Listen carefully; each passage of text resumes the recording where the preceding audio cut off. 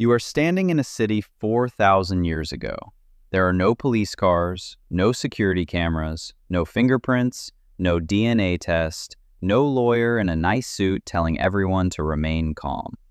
There is no judge with a wooden hammer, no prison bus waiting outside, no true crime podcast already preparing a 12-part series about what you did. There's just you, a crowd of people who absolutely have opinions, and a problem. Maybe you stole a goat. Maybe you cheated someone in a trade. Maybe you broke into a house. Maybe you insulted the wrong man at the wrong time, which, in most of human history, was a surprisingly efficient way to ruin your entire afternoon. And now the question is simple.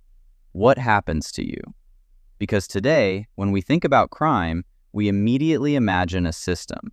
Police, courts, lawyers, prisons, appeals, paperwork, signatures, forms, and probably one printer that has been broken since 2009, but somehow remains essential to justice. But ancient people did not have that system. For most of human history, there was no neat place to put criminals away for 10 years while society continued as normal. There was no modern prison industry. There were no correctional programs. There was no idea that a criminal would disappear behind walls, serve a sentence, maybe come back changed, or maybe just come back angrier with a better understanding of how locks work. Ancient punishment had to do something else. It had to be fast. It had to be visible. It had to be memorable. And above all, it had to send a message. Because if one person stole, betrayed, attacked, lied, or broke the rules, the punishment was rarely meant only for that one person. It was meant for everyone watching. For the neighbor thinking about doing the same thing. For the merchant considering a little fraud. For the servant wondering how far he could push his master. For the ambitious man quietly calculating whether the king looked weak this year.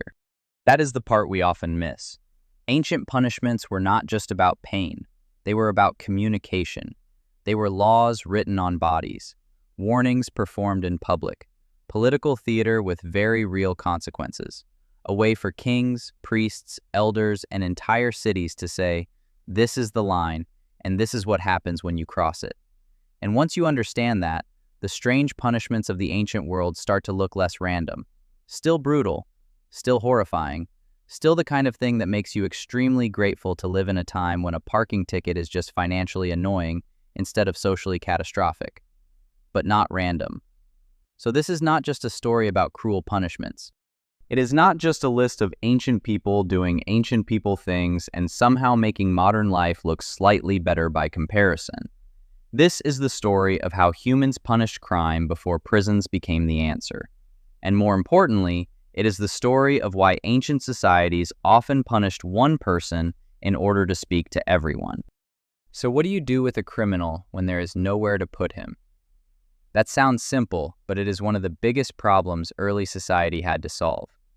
Once humans stopped living only in small bands and started building villages, markets, temples, and cities, crime changed. In a tiny group, everyone knows everyone. If someone steals food, lies, or hurts another person, the whole group deals with it immediately, mostly because tomorrow you still have to share fire, hunt together, and try not to be eaten together. There is no anonymous crowd to disappear into. But in a city, everything gets messier. Now there are strangers, merchants, debtors, officials, priests, soldiers, slaves, angry brothers, jealous neighbors, and at least one man insisting the missing donkey was definitely his the entire time. Suddenly, crime is not just personal. Crime becomes a public problem. And this is where ancient punishment starts to make sense, even when it looks horrifying from the outside. Ancient societies were usually not asking, how do we rehabilitate this person? They were asking something more urgent. How do we stop this from spreading? Because one theft could become revenge. One revenge could become a feud. One feud could become two families fighting for generations over something that began with a goat, a debt, or an insult nobody can accurately remember anymore. So punishment had to break the chain. Sometimes that meant compensation. You stole something, you paid it back. Maybe double, maybe more. Sometimes it meant shame, because reputation could decide whether you could trade, marry, borrow, or be trusted near someone else's animals again. Sometimes it meant pain, because pain was immediate and very easy to understand. Sometimes it meant exile, which sounds almost gentle until you remember that outside the community there was no protection, no family network, and no guarantee the next people you met would see you as a guest instead of an opportunity. And sometimes, of course, it meant death. But ancient punishment had to do 3 jobs at once. It had to deal with the criminal, it had to calm the victim, and it had to warn the crowd. That 3rd job is the key. The crowd was always part of the punishment.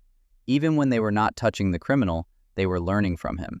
His pain, his shame, his exile, or his body became the lesson everyone else was supposed to remember.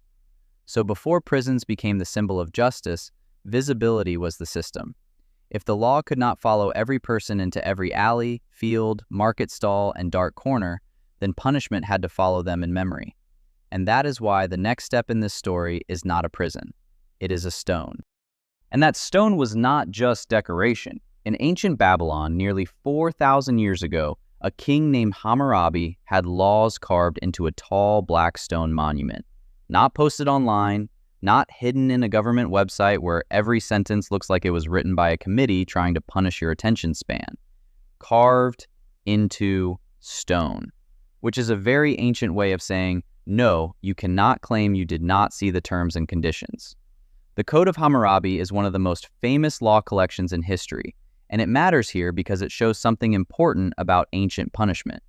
Law was becoming public, predictable, almost mechanical.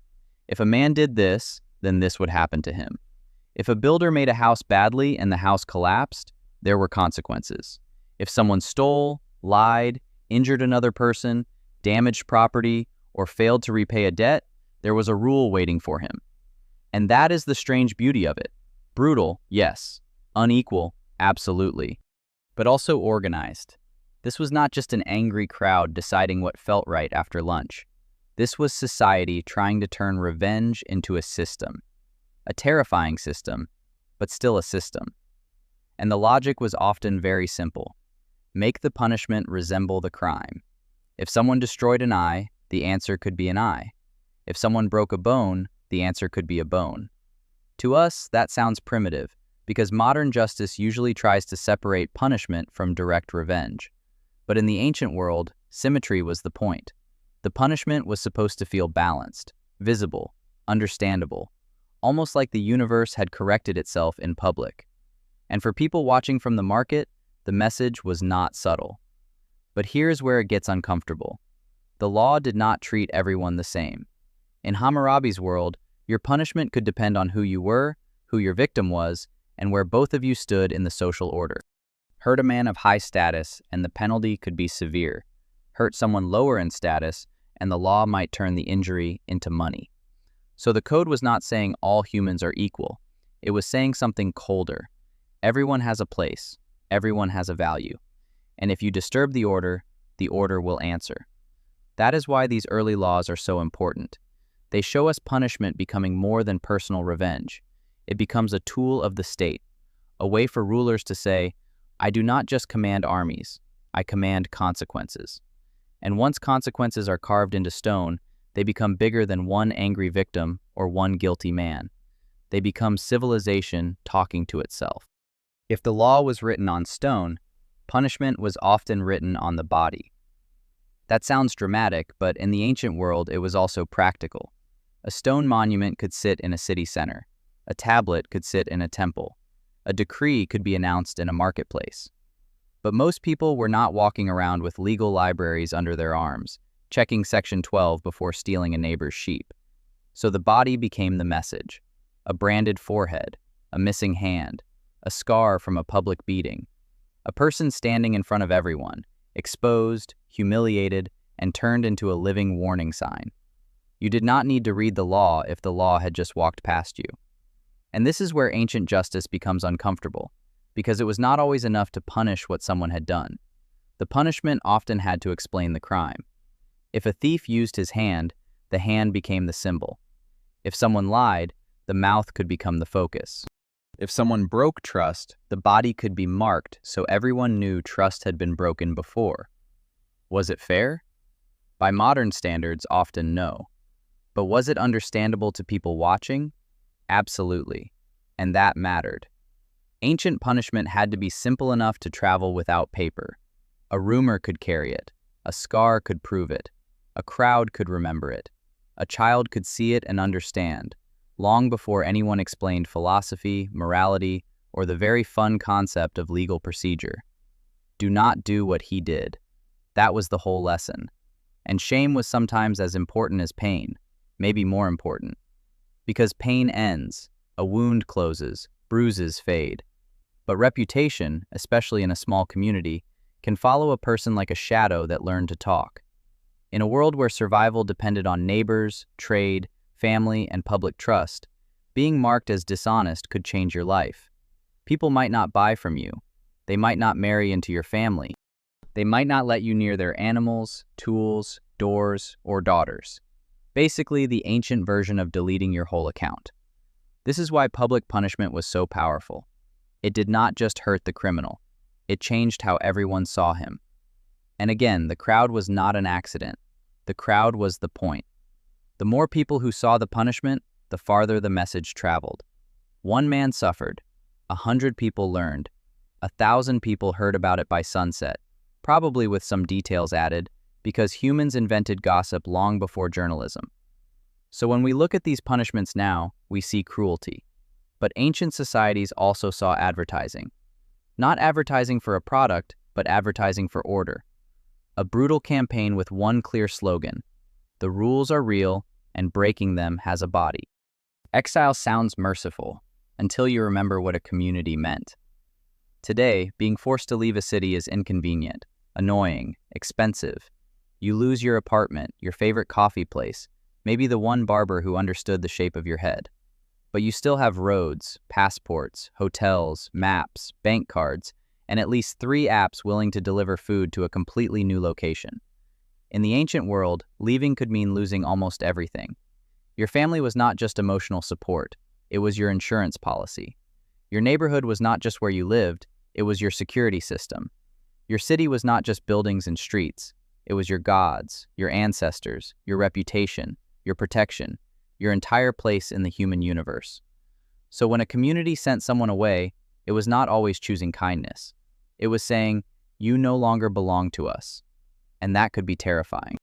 Because outside the walls, outside the tribe, outside the network of people who knew your name and your father's name and exactly which field was yours, the world became much colder. A stranger had fewer rights. A traveler could be robbed. A foreigner could be treated with suspicion. A man without a community was not just lonely, he was exposed. This is why exile worked as punishment. It removed the person without spilling blood, but it also turned survival into his problem. The city did not have to keep him, feed him, guard him, or kill him in public. It simply pushed him out and let the world do what the world did best, which, historically speaking, was not being very gentle. And sometimes exile was not even about ordinary crime. In ancient Athens, citizens used ostracism to remove powerful men who seemed dangerous to the city. You did not have to be a thief hiding stolen olives under your cloak. You could be influential, ambitious, popular, and just a little too close to becoming the kind of person a democracy starts nervously watching. So the city could vote you out. Not forever, usually, not as an execution, but for years. And that is what makes it so fascinating.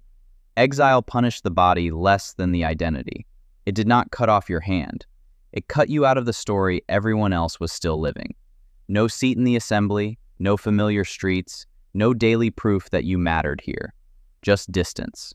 And distance, in the ancient world, could be a sentence all by itself.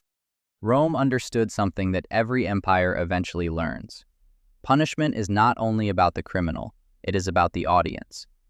By the time Rome became the kind of power that could make half the known world nervous just by existing, punishment had grown into a public language. It was not enough for the state to say, "We have laws." Rome wanted people to feel those laws in their stomach. So punishment became visible on a massive scale. A man could be beaten in public. A slave could be executed as a warning.